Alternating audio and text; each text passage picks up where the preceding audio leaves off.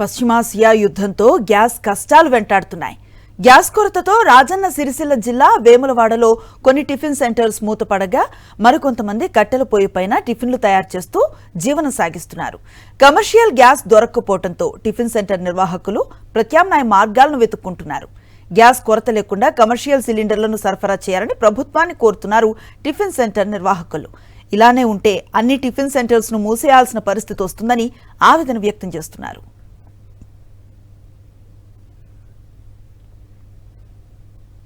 Iran America యుద్ధ ప్రభావం తెలుగువారి వంటింటిపై పడింది. తెలుగు రాష్ట్రాల్లో ఎక్కడ చూసినా ఇప్పుడు వంట గ్యాస్ గురించే ఆందోళన. రానున్న రోజుల్లో పరిస్థితి ఎలా ఉంటుందోనని ముందస్తుగా బుక్ చేసుకుంటున్న వారు కొందరైతే ఉన్న ఒక్క సిలిండర్ అయిపోయినా ఆందోళన ఇంకొకరిది.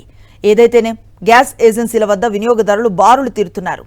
ఆదిలాబాద్ జిల్లాలో 3 రోజులుగా ఏజెన్సీల వద్ద పడిగాపులు పడుతున్న గ్యాస్ దొరకటం లేదని సామాన్యులు ఆవేదన వ్యక్తం చేస్తున్నారు.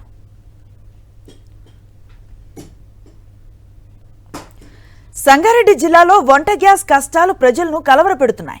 గ్యాస్ బుక్ చేసి 5 రోజులైనా సిలిండర్ రాకపోవడంతో ఏజెన్సీ వద్ద వినియోగదారులు క్యూ కడుతున్నారు.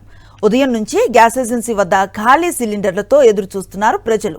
గ్యాస్ ఏజెన్సీ ఓపెన్ చేయగానే సిలిండర్ల కోసం ఒక్కసారిగా వినియోగదారులు ఎగబడుతున్నారు. అయితే ఈ కేవైసీ పూర్తి చేసుకోకపోవడంతో కొందరికి సిలిండర్లు బుక్ కావటం లేదు.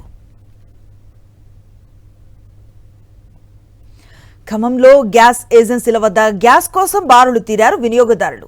గ్యాస్ ఏజెన్సీల వద్ద ఉదయం 6 గంటల నుంచి వినియోగదారులు సిలిండర్లతో క్యూ లైన్లో పడిగాపులు కాస్తున్నారు. మరోవైపు గ్యాస్ ఏజెన్సీ యజమానులు తమ వద్ద కావాల్సినన్ని సిలిండర్స్ ఉన్నాయని ప్రజలెవరూ భయపడాల్సిన అవసరం లేదంటున్నారు. ఒక్కొక్కరు 2-3 గ్యాస్ సిలిండర్లు బుక్ చేసుకుని నిల్వ చేయడంతో సమస్య వస్తోందన్నారు. నిజంగా అవసరం ఉన్నవాళ్లే గ్యాస్ను బుక్ చేసుకోవాలని ఏజెన్సీలు కస్టమర్లకు విజ్ఞప్తి చేస్తున్నాయి.